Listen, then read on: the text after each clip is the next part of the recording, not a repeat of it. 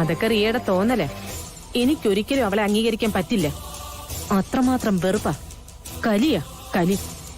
ഇങ്ങനെ പറയുന്നതല്ലാതെ പ്രവൃത്തിയിലെ വെറുപ്പോ കലിയോ ഒന്നും കാണുന്നില്ലല്ലോ. വലിയ വലിയ പദ്ധതികളൊക്കെ അങ്ങ് പ്ലാൻ ചെയ്യും.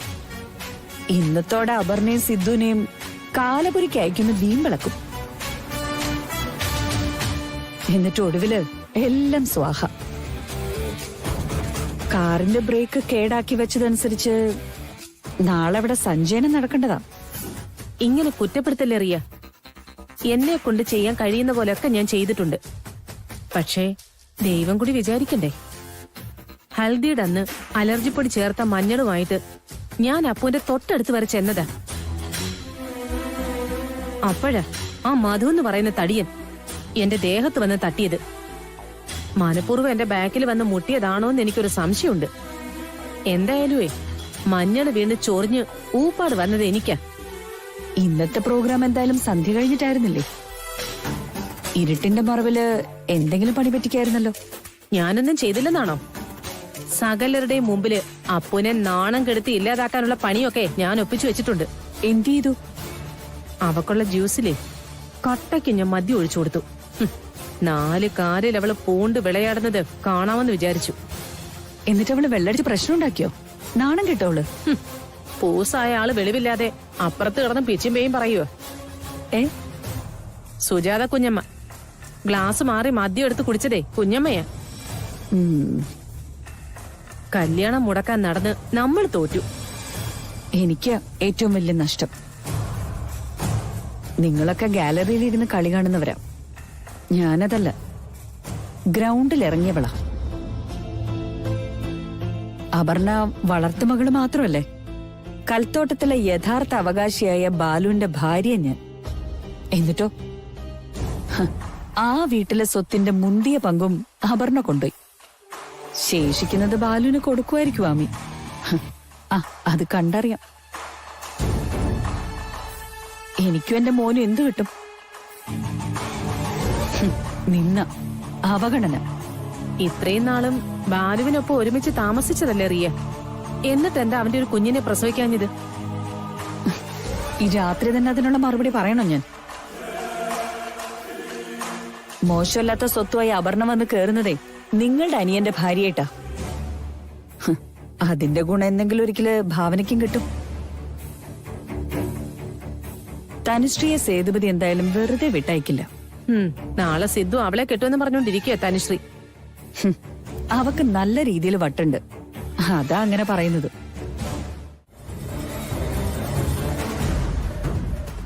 ശരണ്യമൂർത്തി അറിയോ സാറിന്?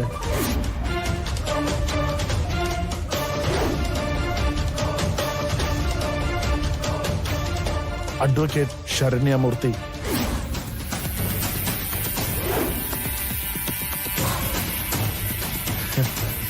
അറിയാമെങ്കിൽ പറ. പേരെവിടെയോ കേട്ടതായിട്ട് ഓർക്കുന്നു. ഓഹോ, അത്രേ ഉള്ളൂ? കണ്ടിട്ടില്ല? എവിടെയുള്ള ഏതോ വക്കീലിന്റെ കാര്യം എന്നോടെന്തിനാ ചോദിക്കുന്നത്? ശരണ്യമൂർത്തി വക്കീലിനെ ഞാൻ കണ്ടിരുന്നു.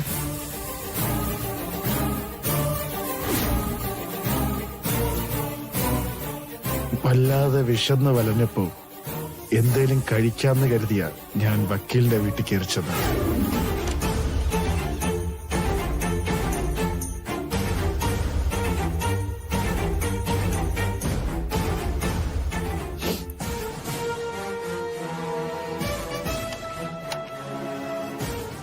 ഫുഡൊന്നും ഇല്ലേ? ദാരിദ്ര്യം പിടിച്ച വീട്ടിലാണോ വന്ന് കയറിയത്? വിഷമട്ടം വയ്യ.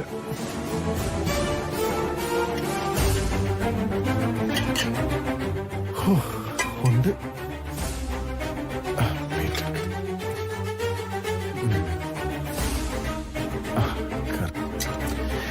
നേരത്തെ ആഹാരം കഴിക്കുന്ന പാർട്ടീസാ.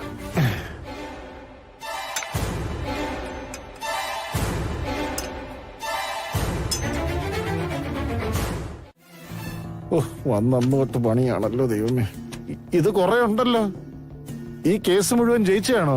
ജയിച്ചതാണോന്നാ ശരണ്യ കേട്ടോ?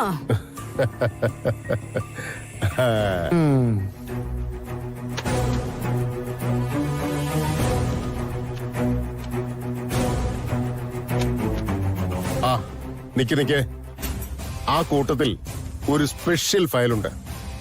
അത് കളയണ്ട, ഇനിയും വേണ്ടതാ. അതേത് ഫയലാ? അതൊക്കെ ഉണ്ട്. നീ ഇനിയും പഴയ കേസ് വാദിക്കാൻ പോകുന്നോ?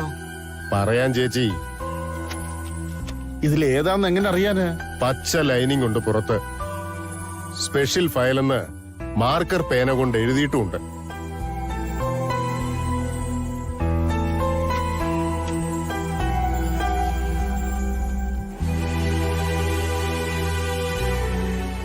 ഇതാണോ നോക്കിയേ? ആ ഇത് തന്നെ. ഒരു വലിയ പുള്ളിയെ നിയമത്തിന്റെ മുന്നിൽ നിന്ന് രക്ഷിച്ചതിന്റെ ഓർമ്മയാ ഇത്. എനിക്കൊരുപാട് പണവും കൊണ്ട് തന്നു ഈ ഫയല്. ഏത് കേസാ ശരണ്യ? പഴയ സേതുപതിയില്ലേ, സൊണാലി ബംഗ്ലാവിലെ സേതുപതി നാരായണൻ, ആ കേസാ.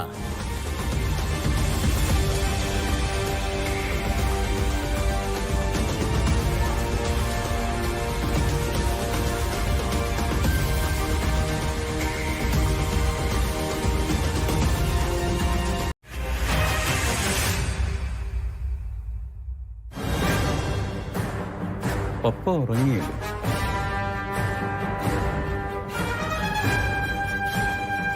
പപ്പ, സിദ്ധു, പപ്പ, പപ്പ. വരൂ. സിദ്ധുവും വരട്ടെ.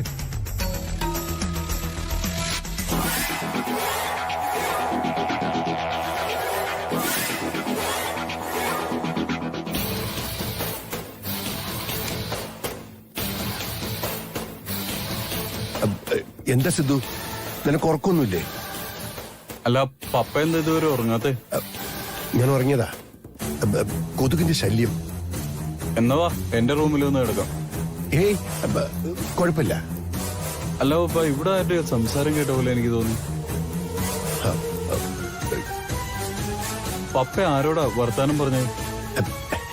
ഞാൻ ഈ സമയത്ത് ആരോട് വർത്തമാനം പറയാനാ? നിനക്ക് തോന്നിയതായിരിക്കും. പപ്പയ്ക്ക് എന്തെങ്കിലും സുഖമില്ലായ്മ എന്തെങ്കിലും തോന്നുന്നുണ്ടോ? മുഖമൊക്കെ ആകെ വിളറിയിരിക്കുന്ന പോലെ. ഏയ് ഒന്നുമില്ല, ഐ എം ഓൾ റൈറ്റ്. പതിവില്ലാതെ വൈകുന്നേരം കുറച്ച് സ്വീറ്റ്സ് ഒക്കെ കഴിച്ചില്ലേ, ഷുഗർ ലെവല് കുറച്ച് കൂടിയതായിരിക്കും. അല്ല എന്നാ പപ്പയോടൊപ്പം ഞാൻ ഇവിടെ കിടക്കാം. അത് വേണ്ട, നീ ഇവിടെ കിടന്ന ഞാൻ ഓരോന്ന് പറഞ്ഞുകൊണ്ടിരിക്കും, ഉള്ള ഉറക്കം കൂടി പോകും. സിദ്ധു ചെല്ല്, നീ പോയി കിടന്ന് ഉറങ്ങിക്കോ. അല്ല പപ്പ കുഴപ്പമില്ല, ഞാനിവിടെ കിടന്നോളാം. വേണ്ടെന്നേ, സമയം കളയാതെ നീ ചെല്ല്. ചെല്ല്. എന്നാ ശരി പപ്പ, ഗുഡ് നൈറ്റ്.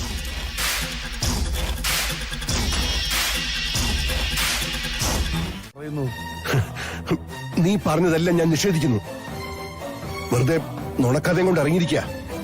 നീ പറയുന്നതിനൊക്കെ എന്താ തെളിവ്? എന്തെങ്കിലും ഉണ്ടോ?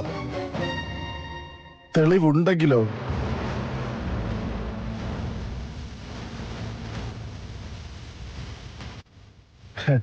വക്കീലിന്റെ വീട്ടിൽ നിന്ന് കിട്ടിയതാ അന്നത്തെ കേസിന്റെ ഫയല്. ഇതിലും വലിയ തെളിവ് വേണോ? ഇതിലോരോ പേജും വിളിച്ചു പറയും സത്യം എന്താന്ന്. നോക്കട്ടെ. കൈ തരാനോ? അതൊക്കെ മനസ്സിൽ വെച്ചാ മതി. കൈ കിട്ടിയ നിങ്ങൾ ഇതിലെ പേപ്പറുകൾ മുഴുവൻ നുള്ളി കീറി വിഴുങ്ങത്തില്ലെന്ന് ആര് കണ്ടു?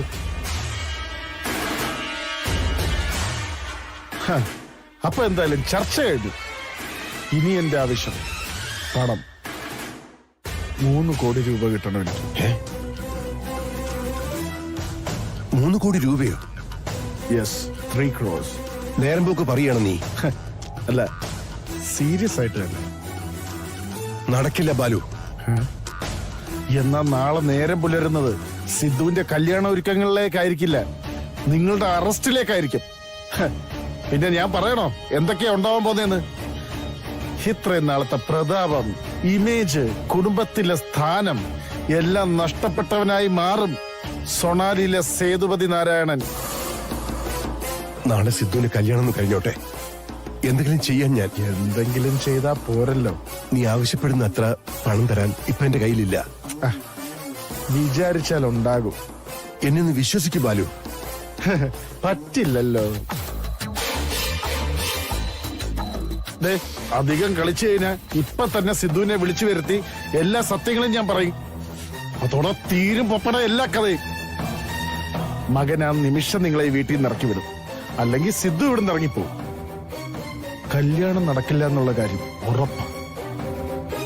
അവിടെ ബാലുവിനെ തെറ്റി. സിദ്ധുവിനോട് അന്നത്തെ ആക്സിഡന്റിനെ പറ്റി എല്ലാം ഞാൻ പറഞ്ഞിട്ടുണ്ട്. അവൻ എല്ലാ കാര്യങ്ങളും അറിയാം. എനിക്കൊരു കയ്യബദ്ധം പറ്റിയതാണെന്ന് സിദ്ധുവിനെ കൺവിൻസ് ചെയ്തിട്ടുണ്ട് ഞാൻ. ഓ, അപ്പൊ അപ്പന് സപ്പോർട്ടാണോ മോൻ? എല്ലാം അറിഞ്ഞിരുന്നോണ്ട് അപ്പൊ അപ്പുവിനെ കെട്ടാനുള്ള പ്ലാനല്ലേ? എനിക്ക് പറ്റിപ്പോയ കൈപ്പഴയ്ക്കുള്ള പ്രായശ്ചിത്തമാണ് അപ്പുവുമായിട്ടുള്ള അവന്റെ വിവാഹം. ഓ, അങ്ങനെ ഇപ്പൊ പ്രായശ്ചിത്തം ഒന്നും ചെയ്യണ്ട. സിദ്ധുവിനല്ലേ കാര്യങ്ങളൊക്കെ അറിയൂ. അപ്പു എന്ന് പറഞ്ഞിട്ടില്ലല്ലോ. അറിയിക്കാൻ പോവാ ഞാൻ. ബാലു, അറിയട്ടേന്നേ. പപ്പ അവളുടെ റോൾ മോഡലല്ലേ? എന്നാലും നമ്മൾ ഇന്നലെ രാത്രിയിൽ യാത്ര ചോദിച്ചു പോരുമ്പോ ചിരിച്ചോണ്ട് നിൽക്കായിരുന്നില്ലേ അപ്പു? അതിന് നിനക്ക് ആ സമയത്ത് വെളിവുണ്ടായിരുന്നു. കൽത്തോട്ടത്തിലേക്ക് വിളിക്കാൻ വേണ്ടി പോയതല്ലേ? എന്താന്ന് അറിയട്ടെ. എന്തായി സിദ്ധു? ആമി തല ചുറ്റി വീണു. കാഞ്ചുവോ ഫോൺ എടുത്ത്. അപ്പുമോളുടെ ഫോണിലേക്ക് വിളിച്ചിട്ടോ സിദ്ധു? നേരത്തെ ഔട്ട് ഓഫ് കവറേജ് ഏരിയ ആയിരുന്നു. ഇപ്പൊ സ്വിച്ച് ഓഫ് ആകും ഞാൻ. എന്നാലും അപ്പുമോൾക്ക് ഇങ്ങോട്ടൊന്ന് വിളിക്കാലോ. അതിന് പറ്റുന്നില്ലായിരിക്കും. ഭാവനയുടെ മമ്മിയുടെ എഴുന്നേറ്റില്ല ഇതുവരെ? കുളിക്കാൻ കയറി. ഓഫീസിലുള്ള പിള്ളേരൊക്കെ കല്യാണം കൂടാൻ നേരത്തെ എത്തുമായിരിക്കും. അവരോടൊക്കെ ഇനി എന്ത് പറയും? അതാണോ കൊച്ചു എപ്പോഴത്തെ വലിയ പ്രശ്നം? അപ്പുവിന് എന്താ പറ്റിയെന്ന് അറിയണ്ടേ? എനിക്കെന്തായാലും കൽത്തോട്ടത്തിലേക്കൊന്ന് പോണം. ഞാനുണ്ട്. നമുക്ക് ഒരുമിച്ചിറങ്ങാൻ ചേട്ടാ, അതല്ലേ അതിന്റെ ശരി. എന്നാ പിന്നെ ഒരുങ്ങിയും ഇറങ്ങാം. അപർണ വരുവാണെ കല്യാണം കഴിഞ്ഞെങ്കിൽ പോന്നാ മതിയല്ലോ. ഭാവനയും മമ്മിയും കൂടി കുളിച്ചൊരുങ്ങി ഇവിടെ ഇരുന്നാ മതി. വേണമെങ്കിൽ വിളിക്കാം. സുന്ദരം വന്നേ. സുജാത റെഡിയാവും. സത്യാണോ ഭാവന? ഇവിടുന്ന് പപ്പയും മറ്റുവേ കൽത്തോട്ടത്തിലേക്ക് പോവാനായിട്ട് തുടങ്ങുക. സിദ്ധു എന്ത് പറയുന്നു? അവനാകെ കിളിപോയ അവസ്ഥയില. എടി അവളാണോ ഇതിന് പിന്നില്ലെന്ന് ചോദിക്കുന്നേ? എന്നാലും അപർണയ്ക്ക് എന്ത് പറ്റിയതായിരിക്കും? ആർക്കറിയും. അതെ, ബാലു ഉണ്ട് റിയയുടെ അടുത്ത്. ഇല്ല, അവനെ കാണാറേ ഇല്ല. എന്താ അങ്ങനെ ചോദിച്ചത്? അവൻ ചിലപ്പോ അപർണെ തട്ടിക്കൊണ്ടുവല്ലം പോയതാണോ? അതെന്തായാലും ഇല്ല. റിയക്ക് എന്തെങ്കിലും അറിയാവോ? എന്താ അറിയാവോന്നാ? എടി വാ തുറന്നങ്ങോട്ട് ചോദിക്കടി. ദേ, തുറന്ന് ചോദിക്കാൻ ഞാൻ. അപർണയെ കാണാതായതിനു പിന്നിൽ നിനക്കെന്തെങ്കിലും പങ്കുണ്ടോ? ദേ ഭാവന, അതെന്താ എനിക്ക് ചോദിച്ചൂടെ? നിങ്ങൾക്ക് എന്തെങ്കിലും പങ്കുണ്ടോന്ന് ഞാൻ ചോദിച്ചാലോ? ചെയ്തത് ഞാനായിരുന്നെങ്കിൽ അന്തസ്സായിട്ട് റിയോട് പറയുമായിരുന്നു ഞാനായിരുന്നു എന്ന്. ഇയാളുടെ ഹസ്ബൻഡ് വഴി ദുബായിൽ ഇരുന്ന് ഓപ്പറേറ്റ് ചെയ്തതാണെങ്കിലോ? നാട്ടിലുള്ളപ്പോ ശിവയെ കൊണ്ട് ഒരു കാര്യവും നടന്നിട്ടില്ല. പിന്നെ ദുബായിലിരുന്നു. സിദ്ധു അവളെ പൊതിഞ്ഞു പിടിച്ചോണ്ട് നടക്കുമായിരുന്നല്ലോ. അവൻ പോയി കൊണ്ടുവരട്ടെ. എന്തായാലുവേ ഇന്നത്തെ കല്യാണം ഒന്ന് മാറിപ്പോയല്ലോ. അത് തന്നെ വലിയ കാര്യം. ഇന്നലെ നമ്മൾ പറഞ്ഞതേ ഉള്ളൂ. ഞാൻ വീണ്ടും ചോദിക്കാം, റിയയ്ക്ക് ഈ സംഭവത്തിൽ എന്തെങ്കിലും മനസ്സറിവുണ്ടോ? ദേ, എനിക്ക് ചൊറിഞ്ഞു വരുന്നുണ്ട് കേട്ടോ. ശരി, എന്തെങ്കിലും വിവരം കിട്ടിയാ അറിയിക്കണം. ആ പിന്നെ തനുശ്രീ വിളിച്ചോ? ഓ, അവളെ ഫോണിൽ കിട്ടുന്നില്ല. എന്നാ ശരി. ദാ, അമ്മയുടെ ഫോൺ. നീ എന്തിനാ എന്റെ ഈ ഫോണിൽ നിന്ന് റിയ വിളിച്ചത്? എന്റെ ഫോണിൽ നിന്ന് കോള് പോയി കഴിഞ്ഞാ പിന്നെ ആരെങ്കിലും സംശയിച്ചാലോ? ആ അത് ശരി. അപ്പൊ പണി കിട്ടുന്നെങ്കിൽ എനിക്ക് ആയിക്കോട്ടെ എന്നല്ലേ? നല്ല മോള്. ഞാൻ അങ്ങനെ മമ്മയെ കൈ വിടുവോ? കണ്ടറിയണോ അതൊക്കെ? ഒന്ന് പോമമ്മ. എടി, തനുശ്രീ ഫോൺ എടുത്തില്ലല്ലോ. അവളായിക്കൂടെ പ്രതി? ഇന്ന് അപ്പൂന് പകരേ അവളുടെ കഴുത്തിൽ സിദ്ധു താലി കെട്ടുന്ന് വീമ്പിളക്കി നടന്നതല്ലേ? അത്ര ബുദ്ധിയില്ലാത്തവളല്ല തനുശ്രീ. അപ്പൊ മിസ്സിംഗ് ആയ സിദ്ധു അതിന്റെ പിന്നാലെ പോവെന്ന് തനുവിന് നന്നായിട്ട് അറിയാം. അല്ലാതെ അതേ മുഹൂർത്തത്തിൽ അവളെ കേട്ടു അവൻ. മമ്മി സിദ്ധു വരുന്നുണ്ട്. നീ എന്താ രാവിലെ കയറി വന്ന് ഇവിടുത്തെ റൂമെല്ലാം പരിശോധിക്കുന്നത്? കല്യാണ ദിവസമായിട്ട് സൊനാലിയിൽ എന്തെങ്കിലും പ്രശ്നമുണ്ടോ? എവിടെ എന്റെ അസിസ്റ്റന്റ് ജലജ? ചേച്ചി പാല് വാങ്ങിക്കാൻ പോയി. കാര്യം എന്താന്ന് പറ സിദ്ധു. ആ ദേ വന്നല്ലോ. ആഹാ സാറെപ്പോ വന്നു? എവിടെയാ നിങ്ങൾ പാല് മേടിക്കാൻ പോയത്? ബൂത്ത് കടയില്. അപ്പോ എവിടെ? ആര്? അപർണ എവിടെയെന്ന്?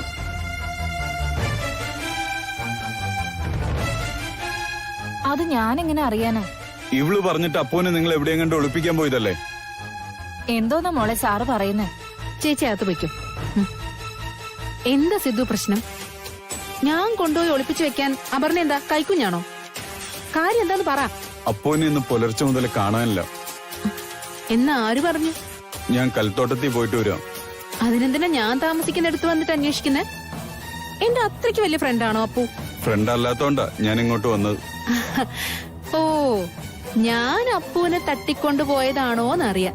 എന്താ അങ്ങനെ സംഭവിച്ചൂടെ? ഇത്ര സില്ലിയായിട്ട് ചിന്തിക്കുന്നല്ലോ നീ. ഞാൻ കിഡ്നാപ്പ് ചെയ്യാനോ? അപ്പോനെ വെല്ലുവിളിച്ച ഇന്ന് ഞങ്ങളുടെ വിവാഹം നടക്കില്ലെന്നും പറഞ്ഞു. അത് കഴിഞ്ഞ അതേ കല്യാണത്തിന് ബെസ്റ്റ് വിഷസ് പറഞ്ഞതാ ഞാൻ. ദേ ഇപ്പൊ തന്നെ കുളി കഴിഞ്ഞൊരുങ്ങി വിവാഹത്തിന് വരണോന്ന് വിചാരിച്ചിരുന്നതാ. നിനക്കെന്താ വിശ്വാസം വരുന്നില്ലേ സിദ്ധു? അത് പോട്ടെ, സത്യത്തിൽ എന്താ ഉണ്ടായത്? എനിക്കങ്ങോട്ട് വ്യക്തമാവുന്നില്ല. അപ്പൊ നിന്നോട് പിണങ്ങിയോ? നിന്നെ ഒന്ന് പറ്റിക്കാൻ വേണ്ടി എങ്ങോട്ടോ മാറി നിൽക്കുന്നതായിരിക്കും. കുറച്ചു കഴിഞ്ഞ് അവള് വരും. നിനക്ക് ഈ വിഷയത്തിൽ എന്തെങ്കിലും പങ്കുണ്ടെങ്കിൽ തനുശ്രീ വെറുതെ ആവില്ല. വിവരം അറിയും നീ, പറഞ്ഞേക്കാം. എന്താ മോളെ സംഭവം? അവൻ പറഞ്ഞത് ചേച്ചി കേട്ടില്ലേ? എനിക്കും അത്രേനെ അറിയൂ. എന്താ നോക്കുന്നത്? ഒന്നുമില്ല.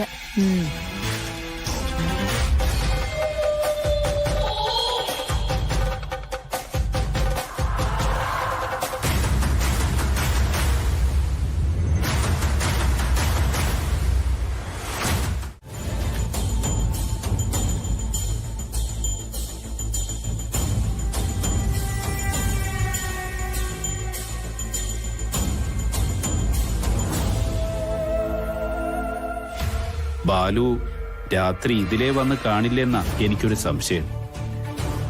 അവൻ അപർണയെ വിളിച്ചുണർത്തി പഴയതെല്ലാം പറയാനിടയില്ലേ? അത് കേട്ട് ആമിയോട് പോലും ഒന്നും പറയാതെ ഇറങ്ങിപ്പോയില്ലേ അപർണ? വളരെ തന്റെയുള്ള കൂട്ടത്തിൽ ആ കുട്ടിയെന്ന് നിനക്കറിയില്ലേ? പക്ഷേ അവൾ അറിയുന്നത് അവളുടെ അച്ഛന്റെ അമ്മയുടെയും മരണത്തിന്റെ രഹസ്യമാണ്. ഷോക്കുണ്ടാക്കുന്ന കാര്യമാണ്. അത് കേട്ടാൽ അവൾ ഒളിച്ചോടി പോവുകയല്ല ചെയ്യുക. നേരെ എന്റെ മുമ്പിലേക്ക് വരും. എന്റെ മുഖത്ത് നോക്കി അന്നത്തെ സംഭവത്തെപ്പറ്റി ചോദിക്കും. എന്നെ വെറുതെ വിടില്ല. സിദ്ധുവിനെ വിളിക്കും. എന്റെ മുമ്പിൽ വെച്ച് അവനോട് കാര്യങ്ങൾ പറയും. അതാണ് ആ കുട്ടിയുടെ സ്വഭാവം. അല്ലാതെ ഒരു കാരണവശാലും എങ്ങോട്ടെങ്കിലും ഇറങ്ങിപ്പോവില്ല. ഇന്ന് വിവാഹമായിട്ട് രാവിലെ തന്നെ കണ്ടില്ലെങ്കിൽ ഉണ്ടാകുന്ന പ്രശ്നങ്ങളെപ്പറ്റി അവൾ ആലോചിക്കാതിരിക്കില്ല.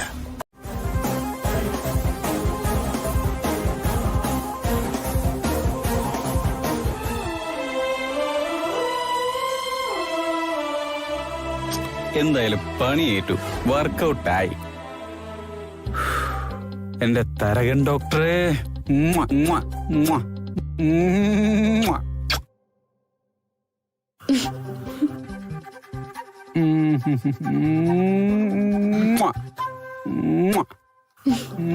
ഈ ഉമ്മ മുഴുവൻ എനിക്കാണോ? വേറെ ആർക്കും കൊടുക്കാനാ മോളെ?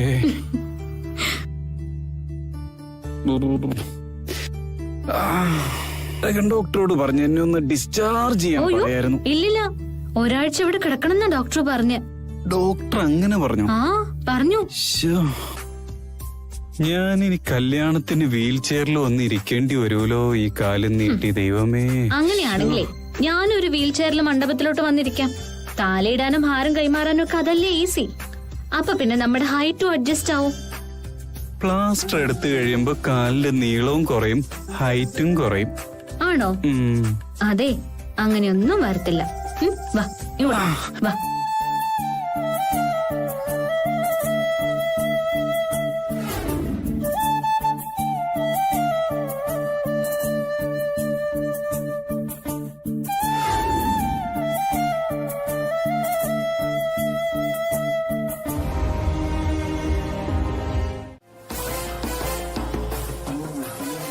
എപ്പോ? അത് ശരി. എന്നിട്ട് നീ ഇവിടെയൊന്നും അറിയിച്ചില്ലല്ലോ. ആ ശരി ശരി. അവൻ അമേരിക്കയിലേക്ക് തിരിച്ചുപോയി 9-ാം തീയതി. അതായത് മിനിഞ്ഞാന്നത്തെ ഫ്ലൈറ്റില്.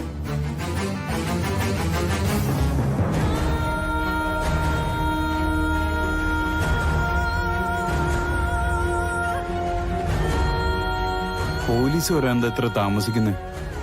പാപ്പ, ഞാൻ ഒന്നുകൂടെ ഒന്ന് വിളിക്കട്ടെ.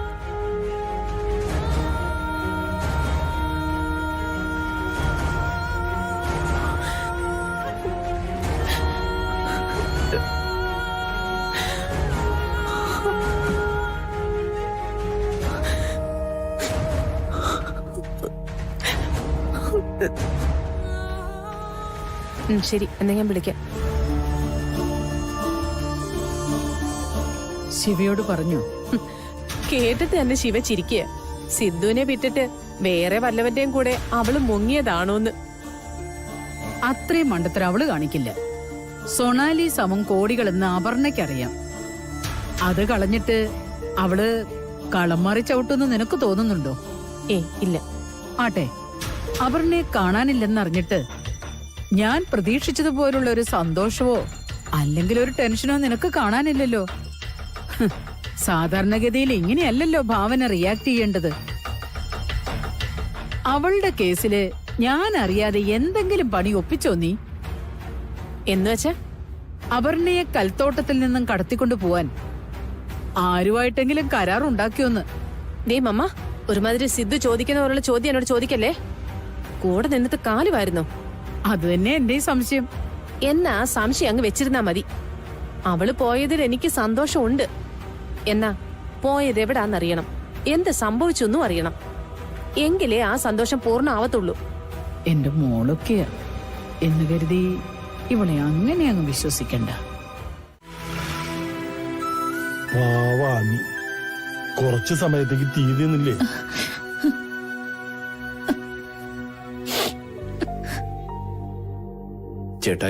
ചേട്ടായി വേണമെങ്കിൽ കുറച്ചു സമയം ഒന്ന് കിടക്ക്. വേണ്ട, രാവിലത്തെ മരുന്ന് കഴിച്ചിട്ടില്ല. അതിന്റെ ഒരു വല്ലായ്മയുണ്ട്. എന്നാ വീട് വരെ ഒന്ന് പോയിട്ട് വാ സുന്ദരേട്ടാ. കൂടെ ചെല്ല്. മരുന്ന് കഴിച്ചില്ലെങ്കിൽ കുഴപ്പമൊന്നും അറിയില്ലേ. പോയിട്ട് വാ, ഞാനിവിടെ നിക്കാം. ആമി വരട്ടെ. എന്നാ വീട്ടിൽ പോയി മരുന്ന് കഴിച്ചിട്ട് വരാം ചേട്ടായി.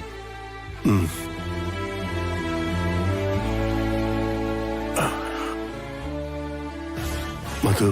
ഓ ആയിക്കോട്ടെ. ഓ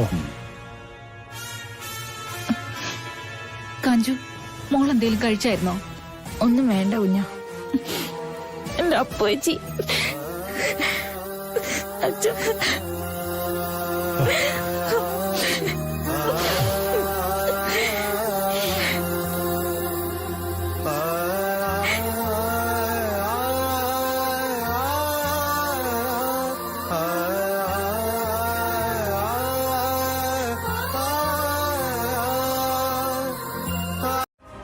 കുറച്ച് വെള്ളം കൂടി കുടിച്ചോ. ഇന്ന് ഇതുവരെ ഒന്നും കഴിച്ചല്ലോ. സത്യം പറ, അപ്പു എവിടെ? അത് തന്നെയാ എനിക്ക് അങ്ങോട്ടും ചോദിക്കാനുള്ളത്. അടവെടുക്കണ്ട. അപ്പുവിനെ കാണാനായി കൽത്തോട്ടത്തിലേക്ക് പോകുമെന്ന് നീ ഇന്നലെ എന്നോട് പറഞ്ഞതാ. അത് നിങ്ങൾ എനിക്ക് പണം തരാൻ മടിച്ചപ്പോഴാ. തരാന്ന് സമ്മതിച്ചപ്പോ ഞാൻ ആ തീരുമാനം അങ്ങ് മാറ്റി. നോ, നീ ചതിയനാ. അപർണയെ കിഡ്നാപ്പ് ചെയ്തത് നീ തന്നെയാ. അവളെ കെട്ടായിരുന്നല്ലേ നീ. സിദ്ധുവായിട്ടുള്ള വിവാഹം നടക്കുമെന്ന് അറിഞ്ഞപ്പോ നിനക്ക് സഹിക്കുന്നില്ല. സത്യം പറയുന്ന നിനക്ക് നല്ലത്. അപ്പൂനെ എവിടെയാ നീ ഒളിപ്പിച്ചു വെച്ചിരിക്കുന്നത്? ഇത് കൈവിട്ട കളിയാണ് ബാലു.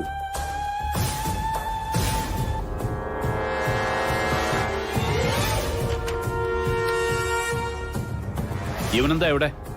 അപ്പൂനെ തട്ടിക്കൊണ്ടുപോയി ഒളിപ്പിച്ചിട്ട് വീണ്ടും വന്നിരിക്കുക. മതി നോൺസെൻസ് പറഞ്ഞത്. എനിക്ക് പണം തരുന്നതിനകത്തുനിന്ന് രക്ഷപ്പെടാൻ വേണ്ടി അപ്പൂനെ കിഡ്നാപ്പ് ചെയ്യിപ്പിച്ച് നിങ്ങളല്ലേ? അനാവശ്യം പറയരുത്. രാവിലെ വിവരം അറിഞ്ഞത് മുതൽ ഞങ്ങൾ നെട്ടോട്ടത്തില. അനിയനും ചേട്ടനും കൂടി എന്റെ മുമ്പിൽ നാടാൻ കളിക്കരുത്. ഈസി ആയിട്ട് 2 നിരപരാധികളെ തട്ടിയിട്ട് 10-20 കൊല്ലം രക്ഷപ്പെട്ട് കിടന്ന ടീമാ. അതുകൊണ്ട് വലിയ പ്രസംഗമൊന്നും വേണ്ട.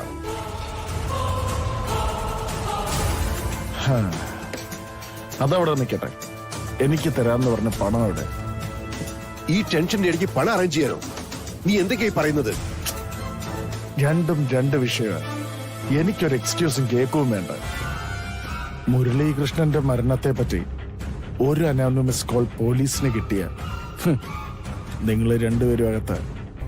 ഞാനങ്ങനെ ചെയ്യട്ടെ? എനിക്കിനി ഒന്നും നോക്കാനൊന്നുമില്ല. ഒരു ബന്ധത്തെക്കുറിച്ച് ആലോചിക്കാനുമില്ല. ഈ അവസരത്തിൽ കുറച്ച് മനുഷ്യത്വം കാണിക്കൂ ബാലു. ഒരു പാവ അച്ഛനെ അമ്മയും പണത്തിന്റെ പേരിൽ വകവരുത്തിയ ആളാ മനുഷ്യത്വത്തെ കുറിച്ച് പ്രസംഗിക്കുന്നത്. ഞാനല്ല അവരെ വകവരുത്തിയത്. അപ്പൂനെ കാണാതെ തീ തിന്നുകയെ അവിടെ എല്ലാരും.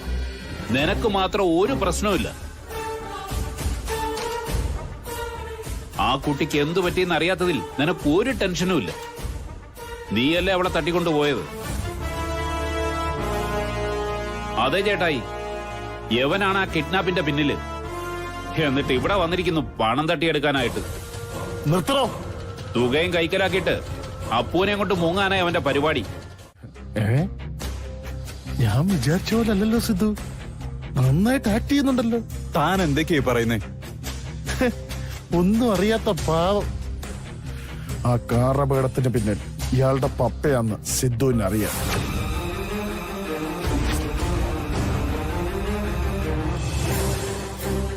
എല്ലാം സിദ്ധുവിനോട് തുറന്നു പറഞ്ഞിട്ടുണ്ടെന്ന് മൂപ്പർ എന്റെ മുമ്പിൽ വെളിപ്പെടുത്തിയിട്ടെ അധികം സമയമൊന്നും ആയിട്ടില്ല. അപ്പനും മോനും കൂടിയുള്ള ഒത്തുകളിയെ എന്നോട് വേണ്ട. ഒരു കാര്യം ചെയ്യും, രണ്ടുപേരും കൂടി എനിക്കുള്ള ക്യാഷിങ് വന്നേര്. ഞാൻ പോയേക്കാം. വൈകുന്നേരം വരെ സമയം കൊടുത്തിട്ടുണ്ട് ഞാൻ.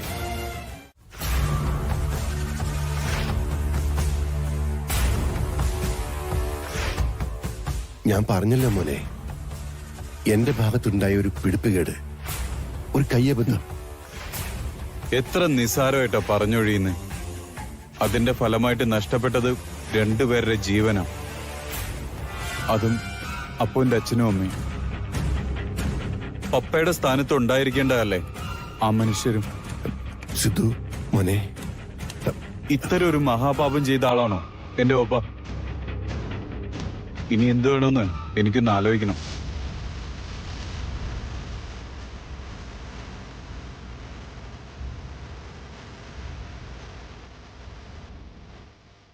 ചേട്ടായി,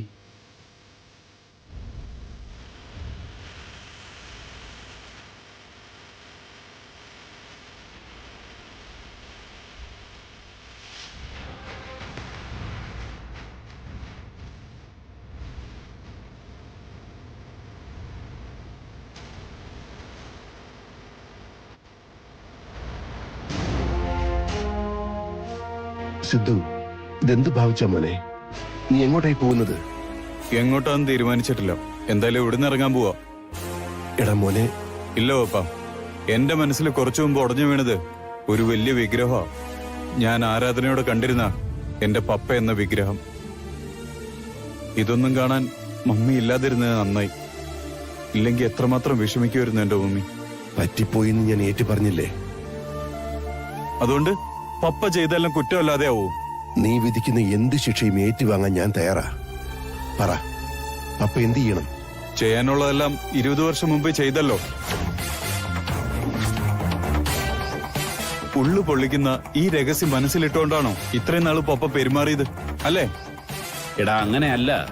നിങ്ങളുടെ കല്യാണക്കുറി കൈമാറാൻ കൽത്തോട്ടത്തിൽ പോയ അന്നാണ് ചേട്ടായി മനസ്സിലാക്കുന്നത് മുരളീകൃഷ്ണന്റെ മകളാണ് അപ്പൂന്ന്. ഓ, ഇപ്പം മനസ്സിലായി. അന്ന് തൊട്ട് പപ്പ എന്തിനാ ഞങ്ങളുടെ വിവാഹത്തെ എതിർക്കുന്നേന്ന്. എന്നിട്ട് പിന്നീട് വിവാഹത്തിന് സമ്മതിച്ചോ? അതിന്റെ പിന്നിലുള്ള ചുറ്റിക്കളി എന്താ? മനഃപൂർവ്വമല്ലെങ്കിലും എന്നോ ചെയ്തുപോയ തെറ്റ് തിരുത്തണമെന്ന് തോന്നിയിട്ടുണ്ട്. നീയും അപ്പവും തമ്മിലുള്ള ബന്ധത്തിന്റെ സത്യസന്ധത തിരിച്ചറിഞ്ഞതുകൊണ്ട്. അല്ലാതെ ഒരു ചുറ്റിക്കളിയുമില്ലായിരുന്നു. സത്യം. അപ്പു എന്നെങ്കിലും ആ സത്യം എപ്പോഴെല്ലാം അറിഞ്ഞുള്ള പ്രശ്നത്തെ പറ്റി പപ്പയൊന്ന് ആലോചിച്ചു നോക്കിയേ. അത് ആലോചിച്ചിട്ടാ ചേട്ടായിയുടെ ഉറക്കം മൊത്തം നഷ്ടപ്പെട്ടത്. പിന്നെ എനിക്ക് തന്നെ തോന്നി അപർണ അറിയുന്നെങ്കിൽ അറിയട്ടെ എന്ന്. അത് കാരണം ഉണ്ടാകുന്ന എന്ത് കോൺസിക്വൻസും നേരിടാൻ ഞാൻ മനസ്സുകൊണ്ട് ഒരുങ്ങി. വേണ്ടി വന്നാൽ നാട് വിട്ടു പോകാൻ പോലും പ്രിപ്പയർഡായി ഞാൻ. ചേട്ടായി ഇത്രയും പറഞ്ഞില്ലേ മോനെ, ഇനി നിനക്കങ്ങ് ക്ഷമിച്ചൂടെ? എനിക്കും കൂടെ അങ്ങ് തോന്നണ്ടേ ക്ഷമിക്കാൻ? സിദ്ധു,